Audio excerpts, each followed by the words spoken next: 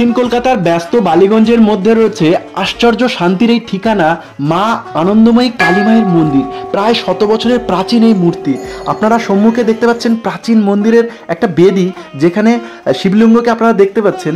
আর এই যে প্রাচীন মন্দিরটা, এটা আর 1948 সালে নির্মাণ করা হয়েছে। এখানে তার আগের কাহিনী বলি।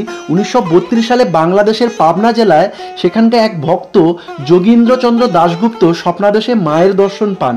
আর এই মায়ের নির্দেশে সেখানে তিনি মন্দির নির্মাণ করে আশ্চর্য এই অলৌকিক বিগ্রহ সেখানে তিনি প্রতিষ্ঠা করেন। পরবর্তীকালে তারই ছেলে চিত্তরঞ্জন দাশগুপ্ত মায়ের বিগ্রহটি সেখান থেকে নিয়ে এসে বালিগঞ্জের কাকুলিয়াতে এই মন্দিরে এই বিগ্রহটিকে তিনি স্থাপন করে পূজা শুরু করেন। আজও অমাবস্যা ও আর কালী পূজায় ব্যাপক ধুমধাম করে মায়ের পূজা হয়। কলকাতার এমন সব অজানা কাহিনী ও দেশ বিদেশের ভ্রমণ সংক্রান্ত ভিডিওর জন্য চ্যানেল সাবস্ক্রাইব করুন।